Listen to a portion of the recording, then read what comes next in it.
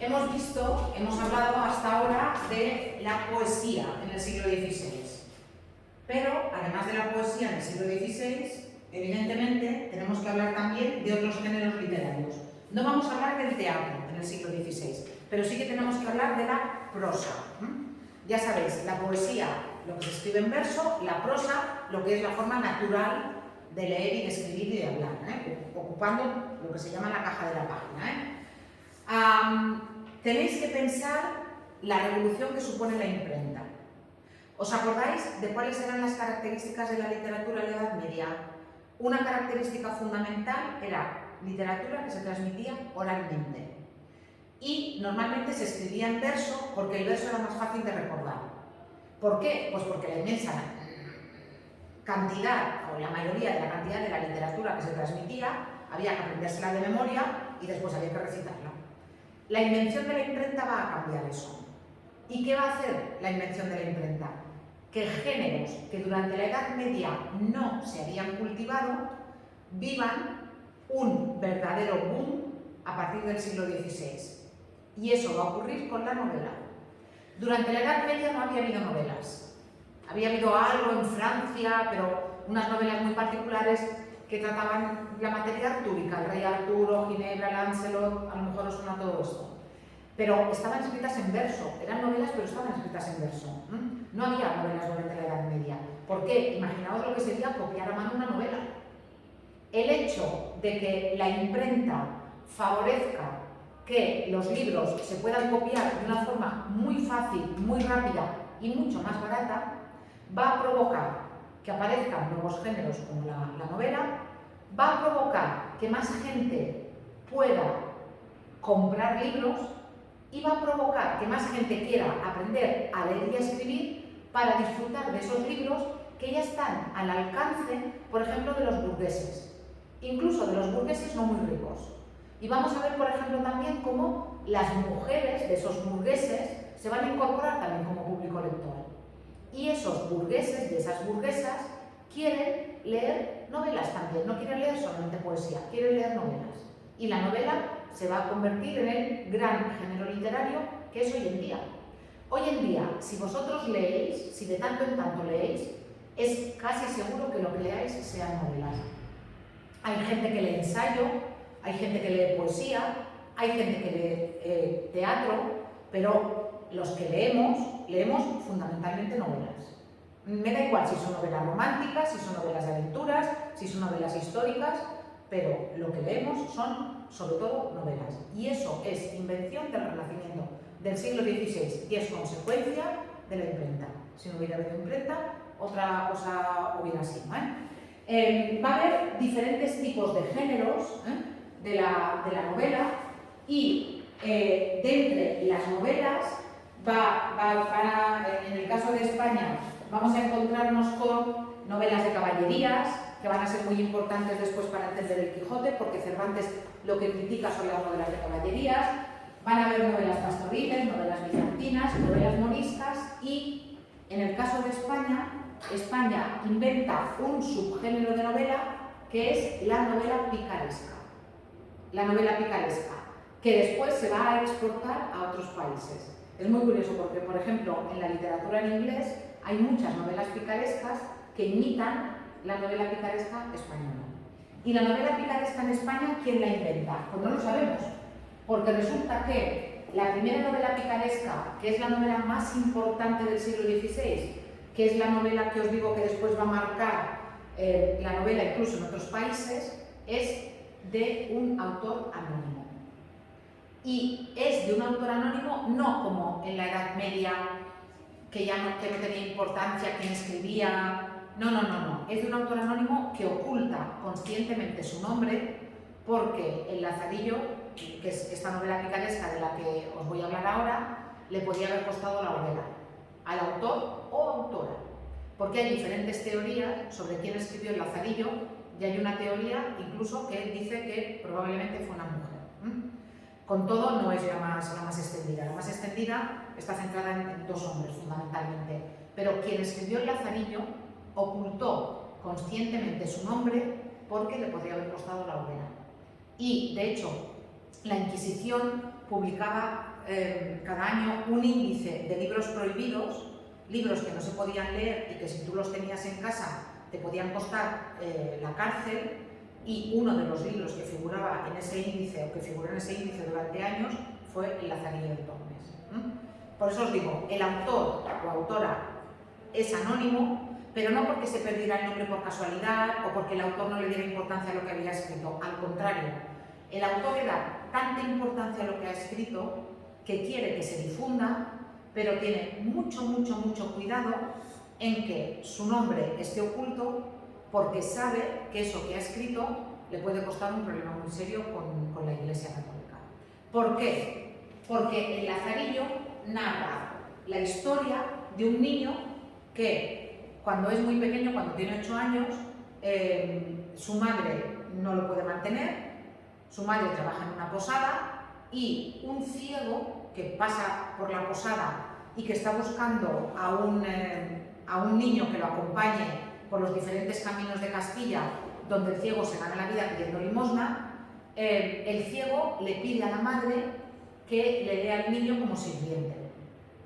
Y la madre, que ya os digo, no le puede mantener, no le puede ni dar de comer, se lo da al ciego para que el niño se vaya a vivir con el ciego y en teoría para que el ciego le enseñe y para que el ciego, en fin, sea un poco su consejero.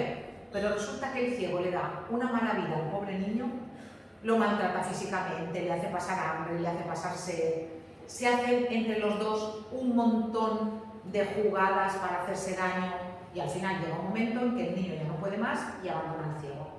Y a partir de ese momento, él va a ir pasando de amo en amo, va a tener 3 amos que son curas y cada uno de ellos es peor que el otro. O sea, la crítica a la Iglesia es brutal en el Lazarillo de Tormes. Fundamentalmente en estos 3 amos que tiene Lázaro y que le hacen pasar todavía más hambre que el ciego y que lo maltratan de formas todavía peores que el ciego. De hecho, cada capítulo del libro está basado en un amo de los que él tiene. Y al final de uno de los capítulos de uno de estos amos, que es clérigo, hay una alusión a unos zapatos nuevos que yo he leído, que eso significa que tienes tu iniciación sexual. Es decir, se sugiere que uno de estos amos de Lázaro lo viola. Se sugiere, eso ya os he dicho, esta frase da lugar a muchas interpretaciones, pero yo he leído una interpretación que dice eso. De hecho, después de eso, Lázaro se va de él. Pero ya os digo, está con cada amo que es peor. Y es más, todo el libro, es muy cortito, no es muy largo, todo el libro es una carta. Y es una carta que Lázaro escribe a alguien, no sabemos quién es, solamente sabemos que le llama Vuestra Merced, y Lázaro le escribe esta carta porque a este señor le han llegado rumores de que Lázaro es cornudo consentido. Es decir, que Lázaro está casado con una mujer y que Lázaro deja que su mujer se acueste con el arcipreste, que es la casa en la que los dos están sirviendo. Lázaro, ya de adulto, ha encontrado un trabajo en la casa de este arcipreste. ¿Os acordáis cuando hablamos del arcipreste de Ita, que os dije que era un alto cargo eclesiástico? Y resulta que, por lo que se dice en la obra, aunque Lázaro lo niegue, nosotros entendemos que es verdad, que el arcipreste tiene una amante y para callar las bocas de la gente que habla de que está viviendo con su amante, a ella le busca un marido que es Lázaro y así el arcipreste se puede acostar con ella cuando quiera y Lázaro consiente. ¿Por qué? Porque con toda la vida que ha vivido Lázaro y lo mal que le ha tratado la vida, resulta que en ese momento tiene una cama caliente, buena comida, buena bebida, un trabajo fácil que le permite además tener cierto dinero y encima de tanto en tanto hasta se puede acostar con su mujer. Claro, Lázaro dice en la obra que él ha llegado a la cumbre de toda buena fortuna. Cuando tú piensas eso dices, pero ¿cómo puede ser si está deshonrado a ojos de aquella época, si su mujer le está engañando con otro? Pero cuando tú lees la obra lo entiendes perfectamente. Con todo lo que ha sufrido el pobre Lázaro, que su mujer se acueste con otro es un mal menor. Entonces, el Lazarillo de Tormes, que es esa obra, sienta las bases del género picaresco y justamente las características que tiene esa novelita van a ser las que después van a seguir otras obras del mismo género. Nos vamos a encontrar con el pícaro, que es ese niño que roba, engaña y hace lo que sea para sobrevivir en una sociedad que es completamente adversa para los intereses de los desfavorecidos. Además, son siempre novelas autobiográficas narradas en primera persona. Cuidado, Lázaro no existió, a Lázaro no le pasaron las cosas, es un narrador que relata en primera persona las aventuras que supuestamente vivió Lázaro. Va pasando por diferentes años y el pícaro, es decir, el niño, nos cuenta el paso de la niñez a la madurez. Estas obras se escriben a modo de carta, como esta que os he dicho que le dedica Lázaro a vuestra merced. Es completamente realista, nos cuenta las miserias de esa sociedad. Imaginaos la madre que con 8 años no puede mantener a su hijo y se lo da un ciego y lloran los dos, Lázaro y su madre, cuando saben que no se van a volver a ver más, no se vuelven a ver más, ya en la obra. Y el humor muchas veces se utiliza para mostrar esas situaciones que si no hubiera humor serían muy duras. Ya os he dicho que la obra que se inventa en género es esta obra anónima del Lazarillo de Tormes. La tenéis aquí resumida y después, yo no sé si alguien veía una serie de televisión española que se llamaba El Ministerio del Tiempo. Pues en el Ministerio del Tiempo hay un fragmento en el que se encuentran con Lázaro y el ciego, que es un fragmento muy famoso en el que al ciego le dan un racimo de uvas y le dice a Lázaro, claro, el ciego no ve, le dice a Lázaro, Lázaro, vamos a compartir este racimo de uvas, pero no me tienes que engañar, yo voy a comer de una en una y tú también. Claro, empiezan bien, el ciego come una, Lázaro come una, el ciego come una, Lázaro come una, pero pronto el ciego empieza a coger las uvas de 2 en 2 y Lázaro, en lugar de decir nada, empieza a coger las uvas de 3 en 3. Y en ese momento que Lázaro está comiendo las uvas de 3 en 3, el ciego le pega un sopapo y Lázaro le dice, pero tío, le llama tío aunque no sea tío, ¿pero por qué me pegáis? Y el ciego le dice, porque me estás engañando. Y Lázaro dice, ¿pero cómo lo sabéis? Dice, lo sé por qué, porque yo estoy comiendo las uvas de 2 en 2 y no estás diciendo nada. ¿Eso qué significa? Que tú las estás comiendo de 3 en 3. Ya os digo, este es más humorístico, pero hay estos episodios que muchas veces lo que hacen es que ocultan una realidad muy triste y es que Lázaro, pobrecito, tiene 8 años y se muere de hambre, porque el ciego no le da de comer. ¿Vale? Bueno, todo esto lo tenéis aquí, también explicado, tenéis los vídeos, como os he dicho, y dejadme que termine con Miguel de Cervantes, donde, bueno, también tenéis vídeos aquí. Ya sabéis que tenéis que ver los vídeos, que los vídeos de los apuntes os ayudan a completar todo esto. Si hay un fragmento de la literatura española que es famoso, es el inicio de Don Quijote de la Mancha. En un lugar de la Mancha de cuyo nombre no quiero acordarme, no ha mucho que vivía un hidalgo de los de lanza de astillero, adarga antigua, rocín flaco y vamos a correr. Este es probablemente el inicio, probablemente no, es el inicio más famoso de la literatura española. Y nos sitúa en de qué trata Don Quijote de la Mancha. Don Quijote de la Mancha está protagonizada por un hidalgo. Un hidalgo es, bueno, como habéis visto en series, el escalafón más bajo de la nobleza. Es un hombre que no trabaja, tampoco tiene mucho dinero, pero el poco dinero que tiene y las tierras que tiene las vende para comprarse libros de caballerías. Y se vuelve loco por leer libros de caballerías. Los libros de caballerías eran libros que narraban historias de caballeros que iban durante la Edad Media haciendo justicia. Y muchas veces eran libros llenos de fantasía, con gigantes, con dragones, con magos. Bueno, pues Don Quijote de la Mancha lee esos libros de caballerías, se vuelve loco, piensa que lo que dicen los libros de caballerías es verdad y por tanto que existen gigantes, que existen dragones, que existen magos y magas, y no solamente se vuelve loco y piensa que son verdad, sino que decide hacerse caballero andante y por los campos de la Mancha haciendo lo mismo que hacían los caballeros de las novelas de caballerías.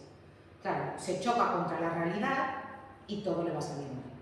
En la primera salida de su casa se va solo, pero luego en la segunda salida dice, no, yo me tengo que llevar un escudero, me tengo que llevar a alguien que me ayude, igual que los caballeros medievales llevaban muchas veces un chico al que después enseñaban, y se va a llevar a un vecino suyo que se llama Sancho Panza. Y probablemente os suene después esa dupla, esa pareja que forman Don Quijote y Sancho, que es la que se representa un montón de veces en diferentes obras. Don Quijote, alto, delgado, con una armadura que ya estaba completamente desfasada en el siglo XVII, completamente, ¿eh? Y Sancho, gordo, en un burro, dándole la bota de vino, comiendo y bebiendo, en fin, eso que es la representación de cómo hemos visto ya ahí a Don Quijote. En principio, la obra se llama El ingenioso Hidalgo Don Quijote de la Mancha, la primera parte que se publica en 1605, y la segunda parte que se publica en 1615 se llama El ingenioso caballero Don Quijote de la Mancha, pero normalmente lo conocemos con el nombre así global de Don Quijote, ¿eh? Arriba tenéis un vídeo de la vida de Cervantes. Cervantes tuvo una vida muy desgraciada, y nunca, durante su existencia, nunca se reconoció su genio. Es uno de estos que también tuvo que esperar a morirse para que reconocieran lo buen escritor que era. Y no solamente escribió El Quijote, pero ¿qué ocurre? Que como El Quijote es tan magnífica y es una obra maestra tan sobresaliente, al final ha ocultado y ha eclipsado el resto de la obra de Cervantes, ¿eh? Bueno, aquí tenéis cuáles son las características de Don Quijote, ¿eh?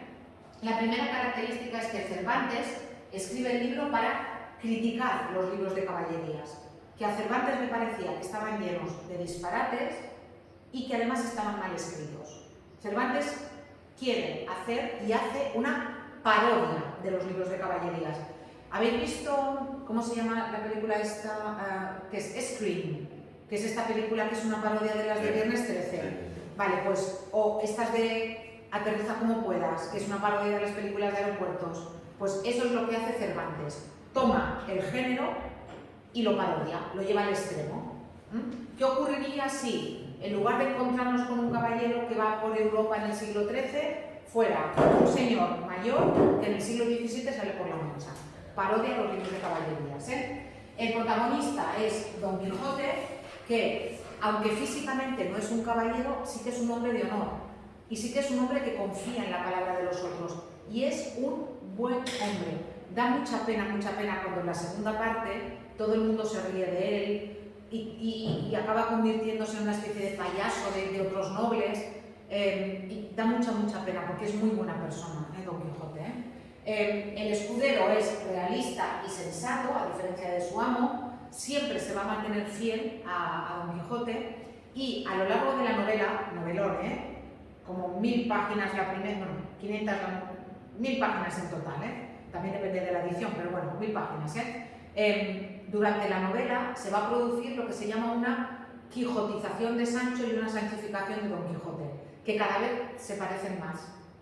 Al principio de la novela son completamente diferentes, pero eso de que el trato hace el cariño y que no se juntan, que no se semblan, ¿vale? Pues aquí más o menos eso, al final se van a terminar pareciendo los dos, el lenguaje también los distingue. Don Quijote habla de una forma mucho más recargada porque ha leído más, intenta imitar el lenguaje de las novelas de caballerías, y Sancho utiliza muchos refranes y habla como la gente del pueblo. Nos vamos a encontrar con muchas reflexiones sobre la literatura. Es una novela que habla de literatura, porque no es solamente literatura, sino que habla de literatura. Don Quijote se vuelve loco por las novelas de caballerías, por tanto, es lo que se llama metaliteratura. Obras que hablan de la literatura, que no solamente son literatura. El idealismo de Don Quijote se va a topar constantemente contra la cruel realidad. Él va a luchar a favor de la justicia y al final todo le va a salir mal, ¿sí? Hay una profunda crítica a la sociedad española de la época. Cuando Cervantes escribe la primera parte del Quijote, ya tiene 56 años. Es una persona mayor para la época. Y Cervantes escribe la segunda parte cuando le falta muy poco tiempo para morir. Él publica la segunda parte en 1615 y muere en 1616. Encima, en la primera parte, Don Quijote queda vivo al final del libro. Cervantes no lo quiere matar. Pero resulta que como en aquella época no había derechos de autor, alguien, al ver el éxito que tiene la obra, coge a los personajes de Cervantes y escribe una novela absolutamente disparatada. Y firma además con un seudónimo, Alonso Fernández de Avellaneda, que es alguien que no existe. Es probablemente un escritor de la época envidioso de Cervantes, hay quien dice que fue Lope de Vega, se llevaban fatal Cervantes y Lope de Vega por un asunto de una mujer, de cuando eran jóvenes los dos. Y la cuestión es que Cervantes, al final de la primera parte, quiere dejar vivo a Don Quijote, pero cuando ve que este autor se apropia de sus personajes, escribe una segunda parte y al final de la segunda parte mata a Don Quijote. Lo siento por el spoiler, pero al final de la segunda parte Don Quijote muere. Y además demuestra algo Cervantes, que segundas partes a veces sí fueron mejores. La segunda parte del Quijote es mejor que la primera. Es raro, pero pasa con eso y pasa también con el Imperio Contraataca, que es mejor que la Guerra de las Galaxias. Pero bueno, soy muy joven para eso. Pero bueno. Después, la libertad es un valor fundamental que defienden los personajes. Sancho y Don Quijote son hombres que han nacido libres y quieren continuar siendo libres, quieren permanecer siendo libres. Y finalmente, como os he dicho, se va a producir la quijotización de Sancho y la sanchificación de Don Quijote, que cada vez ellos dos se parecen más. Por todos estos elementos que tenéis aquí, unánimemente se considera que es la primera novela moderna de toda la historia. Cuando hoy en día leemos una novela, las características que tiene la novela son las características que recoge Don Quijote de la Mancha. Y ya os digo, es la primera novela moderna y es la novela más influyente de toda la historia de la literatura. Si tenéis ganas, podéis empezar a ver la serie. Aquí tenéis un enlace al primer capítulo de una serie que hizo Televisión Española hace muchos años y que quedó inacabada porque los dos, porque el actor que hacía de Don Quijote, que era Fernando Rey, murió y al final quedó la serie allí a medias, no se hizo la segunda parte. Bueno, después tenéis diferentes actividades, os lo pondré en el aula virtual, pero ahora ya con esto ya podéis empezar a trabajar. Sé que ha sido una clase densa y larga, pero al volver de Navidad podremos dedicar una sesión entera a sintaxis. Intentaremos hacer un poco de práctica en clase, dedicaremos las 2 horas, explicaré la teoría en la primera, de los complementos del verbo, y luego en la segunda haremos un poco de práctica para que podáis afrontar mejor luego el examen. ¿Vale? Y así podéis hacer las actividades.